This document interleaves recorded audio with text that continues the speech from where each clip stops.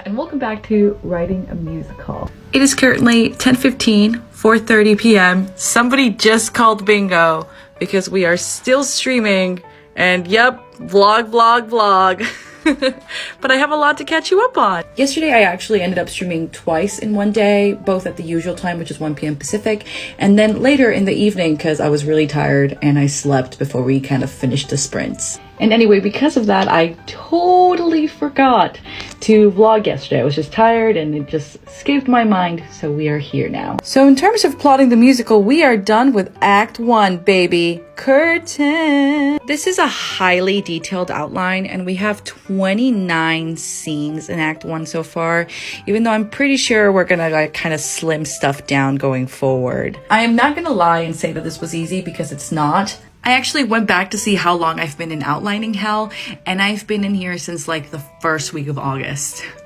So it's over 2 months. I'm exhausted. But at this point, I've not only added the scenes I talked about with Sean yesterday in lessons, I've fully integrated Draft 5 and 6, which I worked out with my friend Michael, and Draft 7, which I worked with my mom, and kind of really outlining those storylines. So yeah, having to synthesize all that has been a lot of work, and it has literally left me brain dead, but I really feel like Act 1 is really solid now.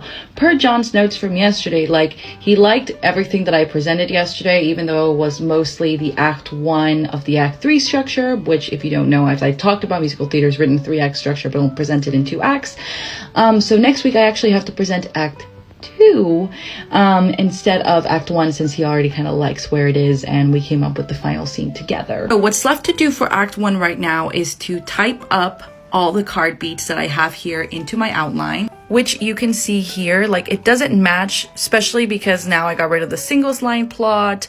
I added a whole new character, so I just need to kind of match these beats with the ones here. But even more important than just matching my written outline with the card beat, I really think the next step is mapping out all the characters' arcs in Act 1. I think this will be really integral in making sure that I don't create any plot holes and don't write things that aren't necessary for the script, while also erasing mistakes and making everything seem interconnected, which would be in this kind of TV, especially because this is what I'm writing about, community and identity.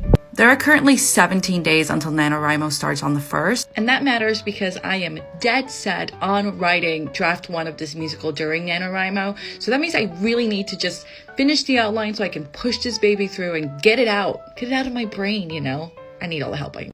Hi, I'm Maiga, and welcome back to Writing a Musical. It is currently 3:30 p.m. on 10/19, and the stream already has crashed, but we are actively streaming. Don't you just hate it when Streamlabs tells you that there's absolutely nothing wrong and then your stream crashes out of nowhere? So fun! Jay-Z's sketch just caught me. I am indeed vlogging on my phone. Yes, my background is Momo. Now, I meant to actually record this yesterday, but I was editing some TikTok content and I totally forgot. So let's do it now before the sprint ends, because I have been working actively on the musical today, and there's too much to do in one vlog if I don't do this one right now. So let me stop babbling, because it's kind of important. So the reason I won't shut up is because this just came in my email a couple days ago. If you are part of my Discord server or of my Gilded server, or you go to my streams actively, and I know TikTok is going to suppress this, so you might not even know that I have any of those things. I've already talked about this in detail, but I have not made a TikTok yet because it's very stressful. You can pause to read here if you'd like to kind of know what's going on. In short, it means that we, as the BMI auditionees, will not be knowing kind of anything until December of this year.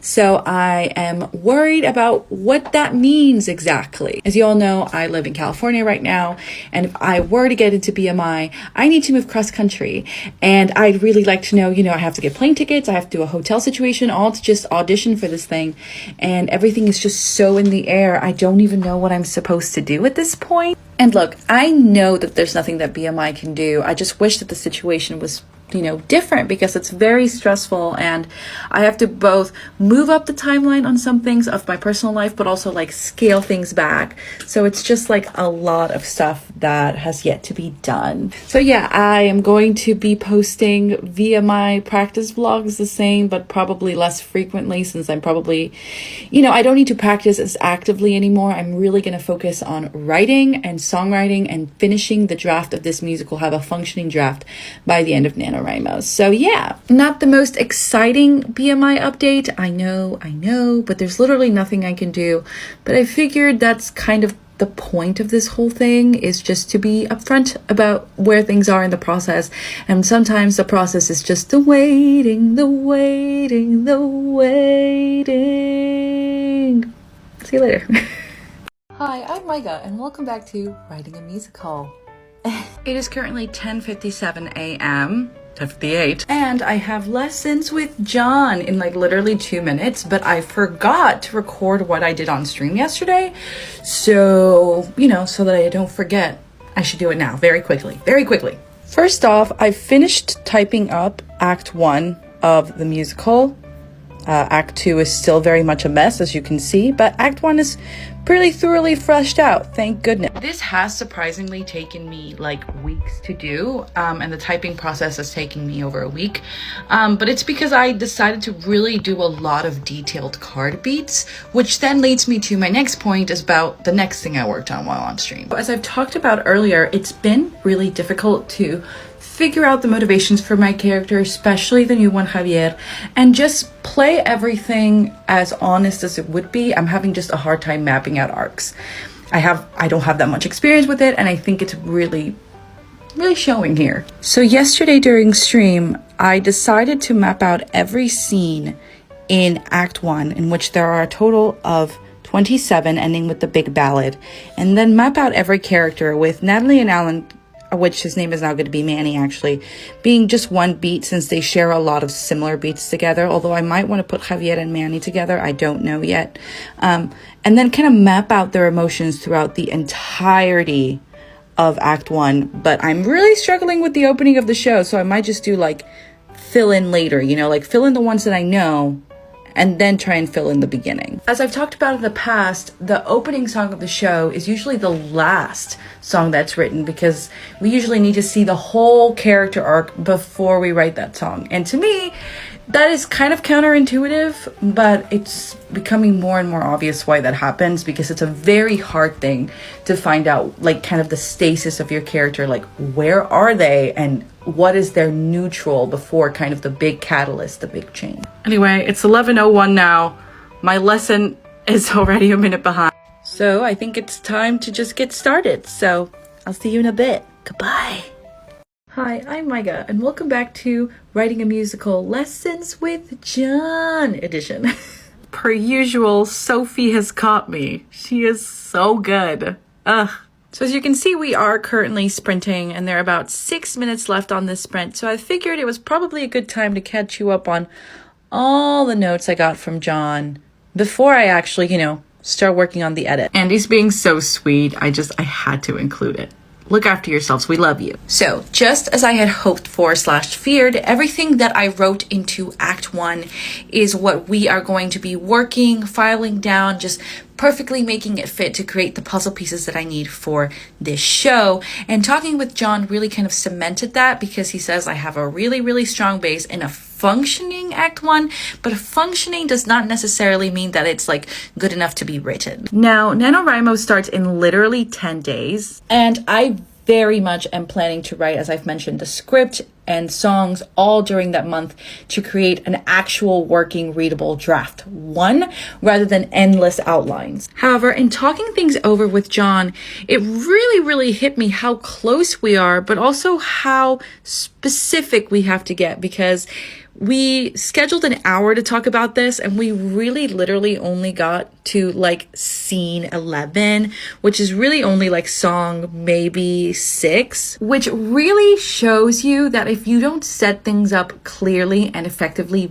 very early on in a musical, you can very easily write yourself into a corner, write something boring or just not good, and more interestingly, just kind of write a lot of fodder rather than like genuine things that move the plot forward, in this case scenes and songs, but especially songs. So with that preamble, let's talk some notes. First things first is I love the idea that he gave me of 10.5 of the opening number, instead of being Café con Leche, which is the name of the store, about it being like how many customers Alejandra needs to make it through that day to actually, you know, keep the shop alive. As I talked about literally in the vlog right before this, it's been very hard for me to set up Alejandra in the stasis. Like, what does she want and what is she hoping for at the very beginning of the show? So I think that having a goal of we need 10 people, or I need 15 people to walk through the door, I need a tour bus to break down and give me the customers I need to make it through the month is really, really strong and makes everything after that way strong. We are again taking away the Latin American thing, and she's just making regular coffee. Megan isn't a regular anymore, but she's going to be the newcomer that discovers this like hole in the wall place and comes back just to be able to taste that coffee again. And there are a lot more changes to talk about. So surprisingly, this 3-minute video is getting a part 2. So head over there for that. Hi, I'm Maiga, and welcome back to Writing a Musical Lessons with John edition, part 2. Now, as I talked about in the previous vlog, there are a lot of changes to this draft that I need to talk about, and I'm sorry I couldn't fit them all into my previous 3-minute video, so here we are. One of the major changes we decided on was making Alejandra really care about the coffee shop. Now, that was in an earlier draft, but we ended up not cutting it, but just making it less specific. And I think now that we have a very clear-cut way of how the actual plot is going to move, we can plot out kind of the characteristics of Alejandra and what makes her kind of cope with the fact that she's lying to herself about what she wants, which is love. So by letting her be like Sarah Brown and have her be all about the coffee shop, she can excuse, quote unquote, a lot of the actions that she does with Megan, like seeing her after work hours, ignoring church, because it's going to help the coffee shop, which is her ultimate goal. And, you know, that whole thing. Also, oh no, it seems the stream died. I hate Streamlabs. Like, why?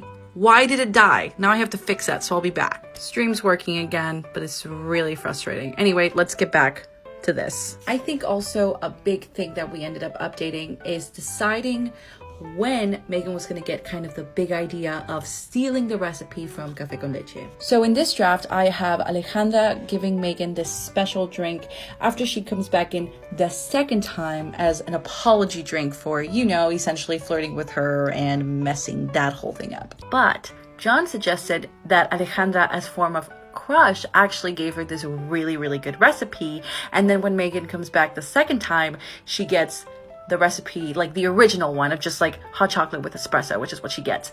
And the fact that they're different, and she came here because she wants to steal the recipe, and getting like 2 different ones is the reason that she goes and essentially talks to Alejandra and is like, hey, why did I get this weird thing? It doesn't taste like the thing you made me. Like, is that why your shop is empty? And essentially just like trying to figure out how they feel about each other, because clearly Megan knows that Alejandra has a crush on her, but also like Megan completely rebuffed her, and there are issues with that. Not to mention that because we have to keep them apart after they have that very strong, you know, conditional love song, which in my case is more of a manipulation love song, we have to keep them apart. We have to set the stakes up very high very soon. And I feel like now that Megan's a newcomer and not a regular, that makes Megan herself the actual catalyst for the story, rather than like Alejandra's big brain thought. Now, I couldn't fit all the minute changes, but this will have to do. Hi. Today is my 1-year anniversary of streaming on Twitch, and well, my chat hates me. Hi, everyone. They're trying to get a full board, and they are tormenting me by hitting dab. Hi, vlog. Yes, I have to dab 5 times because on my board, I have regulars torment the Maiga. Well, they're doing it. Here we go. with the 5 dabs. Because for some reason, I made this for Carson and we're in the early 2010s. My God, I hate it here. Dab, dab, dab, dab, and dab. For the freaking stream, baby. Happy anniversary to me. There are literally 2 spots left. We have 16 people here. Oh my God. We can actually do it.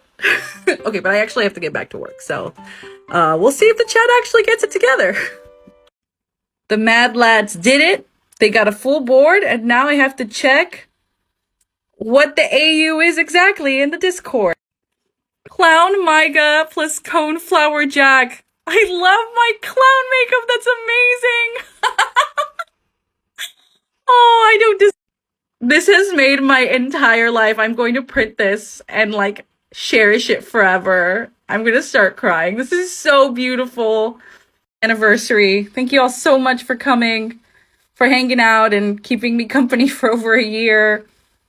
I'm not going to cry. This is very sweet. Thank you guys. Thank you so much. Might as well talk to the vlog while it's here. It's your chance. I am definitely going to make it my logo. I am, again, not worthy of this. Thank you so much. Oh, God. This is so nice. Thank you guys for everything. I appreciate every single one of you here. The stream just ended, and like, not to be super emotional, but we had my first ever hype train and we got to level 5 and I think we hit my goal of subs all in like the last day for that to be possible. Like I'd always wanted 20 subs by the end of the year and we got that today. And yeah, thank you all so much for coming to my stream. I really couldn't do this without y'all. And here's to another year being a host of writing sprints and creativity sprints and just hanging out together. So thank you, everyone. I don't deserve this, but thank you. I mean, I had to just post this. Look at that. Look at what they did. It's incredible. Hi, I'm Maiga, and welcome back to another BMI practice vlog. Now, this is my first playthrough in over a month since I checked in on the songs of the background check. This is the trio that I wrote for BMI, which has our main character Alejandra talking with her best friends, which in this draft are Michelle and Natalie, which I think I'm going to be changing Michelle actually to Manny so that it's a male voice in the trio. But besides the point, this is what I am going to be playing potentially for the audition if they ask me to. I am preparing this song just in case they want to hear it because I'm going to be auditioning with the other 2, but it might as well be in my repertoire. This is me playing it through for the first time, and it's rough, but it's just not as bad as I was expecting, which is a good thing. I actually remembered all the musical sections for each character at least, because I did not remember that at first, so that's a plus. Ironically enough, I am struggling with kind of the rhythmic hook of the bam, bam, bam, which starts in measure 18, but it's the background check. Doing that in the accompaniment, that F sharp A and B, is just not working right now. The rhythm isn't quite right, so I definitely need to like get it back into my body somehow.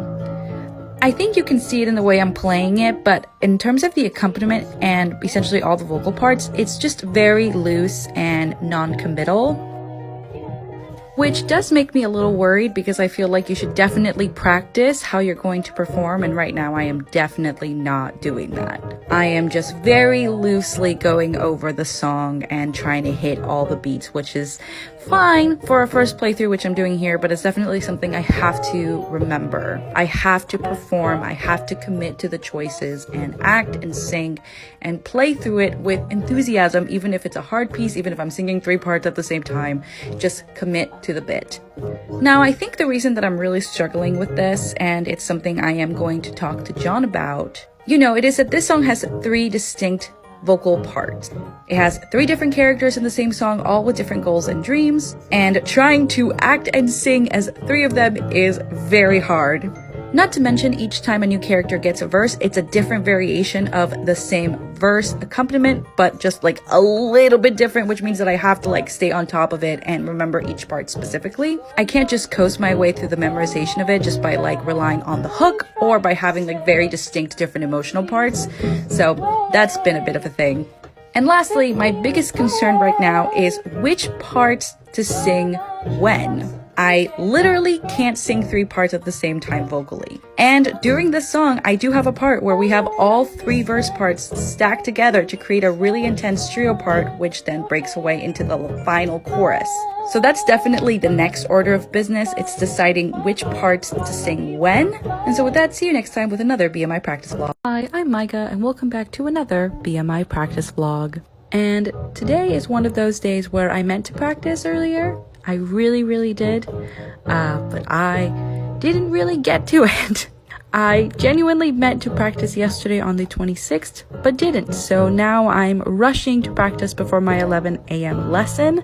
I started doing this at 8:50 a.m. to try and get some time in. Not to mention that after this, I still have to work on the synopsis of the show, which I also have to present to John at 11 a.m. So I really am rushing in and trying to get any sort of practice time that I can. I definitely do not recommend, since, I know that I'm not going to be presenting my best work to John, and I definitely feel that he deserves better than that.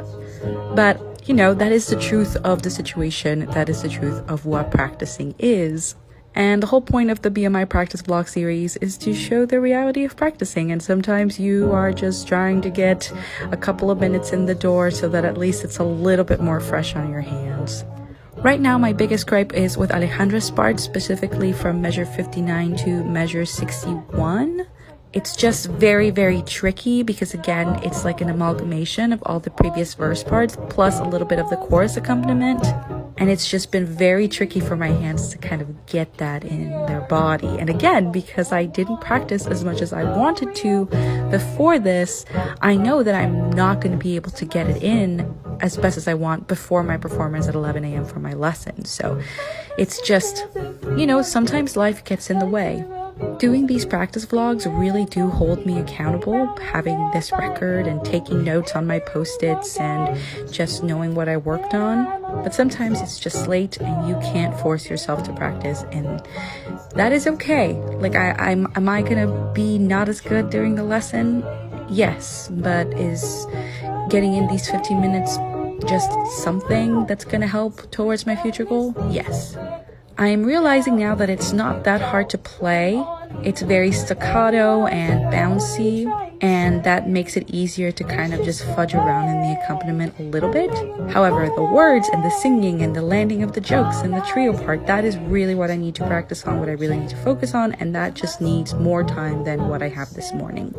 So yeah, the reality of your situation is that your girl just didn't get done what she needed to get done. Today is the 27th, and this is the first of literally like 4 or 5 vlogs that I recorded on the same day. It was just like a super busy day, which are either most Wednesdays and Thursdays when I have lessons.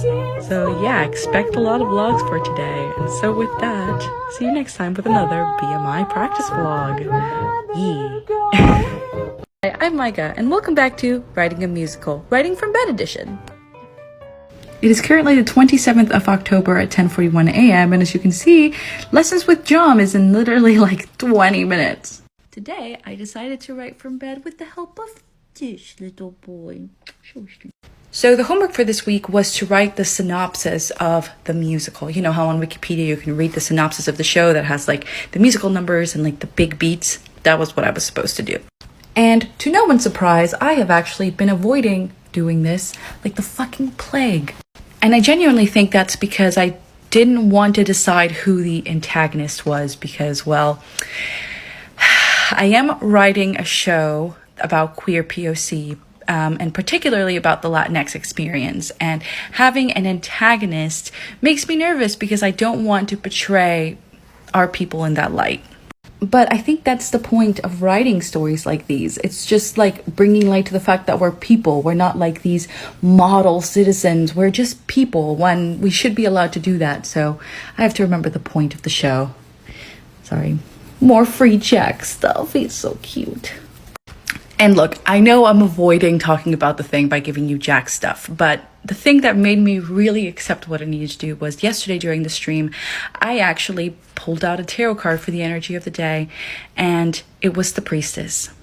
So the High Priestess is very much like listen to your intuition. And then specifically for yesterday, I pulled it for like an energy of the day, so the present, and it said this. You can pause to read. It's this one right here. It literally says, do you already know what the right answer is? And I did. I use tarot as a way to actually help meditate on my writing process. I've done it ever since I started Twitch streaming, which is a little bit over a year ago now. And I would say it's one of the most beneficial practices to my writing that I do. But yesterday, it just punched me in the throat for real. And by accepting what I already knew, I have written this much of the synopsis already, with the first 2 paragraphs being written yesterday and the rest being written this morning before my lesson. The biggest thing I realized is that Rosa is the antagonist. And so that means the ending that I want, where Rosa and Alejandra are together again, would be forced if I actually did it the way that I wanted. And I think by unlocking that ending, everything else fell into place. I changed the name of the shop from Café con Leche to the Busy Bean, which is the original name. It changes to be Café con Leche, that's the dream store. Javier is machista and very religious, and I think all the villains are coming into place, which is ugh. And this whole process made me realize that characters have an arc of their own to follow the through line of their story, even if it's not what you want. And that's something completely new for me. Hi, I'm Maiga, and welcome back to Writing a Musical Lessons with John edition. It is currently 3:54 p.m. and we are indeed actively streaming. I don't think anyone's caught me, but I'm trying to be a little sneaky. Thank God. So the reason I wanted to catch you before the stream ended is that I've actually added a lot more since the last time I talked to you this morning, especially in the church section. Like, I figured out that whole thing. But that's gonna be its own vlog after the stream because I feel like I can definitely still do more. As you know, if you watch my previous vlog, I just came out of Lessons with John, which means that, of course, I have a mountain of notes. Per usual, I will be giving my playing notes in the BMI practice vlog that I will be recording later tonight. Yes, lots of vlogs from the same day. But let's just say that maybe the background check isn't in such a bad shape. We literally just got caught by Lisa, who also has donated $25 to the puppy camera. The stream is so generous. But now to the synopsis. I know I've talked about how I really wasn't going to do discovery writing anymore because I already had the scenes that I figured out, but it turns out that there is still discovery writing for me to do, and that is all very motivation based, which has actually helped with the synopsis, like making that happen. Not only like realizing what the motivations are and the arcs, but also like writing those in explicitly and that being the connecting tissue that moves the plot forward. So here are the notes I got from John. First is we're actually going to jump to number 2. So coffee cup reflects her individuality. So the reason that Megan goes back to the Busy Bean, previously known as Café con Leche, was because of the cup of coffee. Why? And I think the answer to that is because it reminded Megan of a drink that her mom made when she was growing up. Even though Megan's mom's biggest desire was for Megan to absolutely assimilate to the US, especially where she grew up in Michigan, it's these little connections that, even though they're estranged, allows them to stay connected. And I think that's what makes the power of just like a cup of coffee means so much more than that going forward. Next, I'd make this whole thing about Café con Leche being a niche pipe dream that failed. And I am basing this off of the fact that when I'm like, the shop that I think about is in 2015, there was this boba shop that I really loved that I went to all the time that closed because enough people weren't coming to it, because boba in 2015 was not what it would be now. I mean, now everyone drinks boba. So now I need to come up with an example in world to kind of explain why she's so afraid of leaning into her roots. And I don't know if boba would apply anymore, but I think the joke would land. Maybe. We also figured out that Megan's going to be very type A, always in a rush, and Alejandra's going to teach her to slow down, and the churching is going to be one big monstrosity of a musical number. He said I only have 5 scenes left in Act 1, so I gotta cut and then write, baby. Oh, 5 locations. Hi, I'm Maiga, and welcome back to another BMI practice vlog. I don't know what's going on, but the clock app is definitely hating me for posting. I don't know what's going on. So I'm hoping that this vlog actually comes out fine. We shall see. Anyway, this is the last vlog for the 27th, and as promised, here are the notes that I got for John in terms of the song. The first thing he said that's like of the utmost importance is to include Alejandra's interjections. Now, dialogue-wise, there is a lot of interjections that Alejandra makes outside of like what she sings. And because I'm trying to perform the song or play the song in my way, I didn't include any of the dialogue interjections.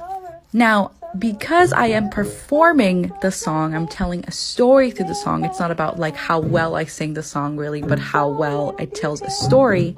The interjections are actually some of the most important aspects of the song, and I need to be able to say them and sing them and do it just all at once.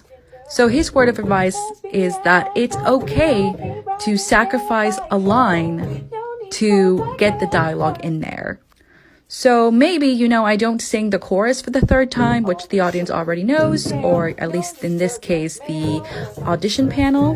I give them something new, which is the interjections from the character, you know, over the melody they already realize. So there's that.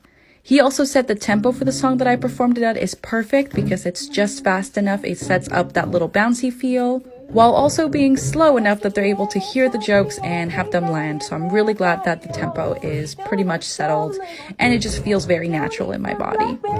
In terms of performance, he really said Alejandra's verse can get just a little bit more gut. Like, she's pissed and she's making her case to her friends that everything's fine, she's not in love with Megan, and also to just leave her alone, you know, essentially just let her mope and just dream about it instead of actually making her do anything. And it's that fight that I need to add into my performance of, you know, essentially the third verse of the song. And last but not least, we have some comments on turning singing lines into dialogue. Again, the goal of the song is to make the jokes land, and a lot of the jokes in my song are actually sung, and they could be said. There's a specific line where I legitimately sing, "Trump campaign, yeah."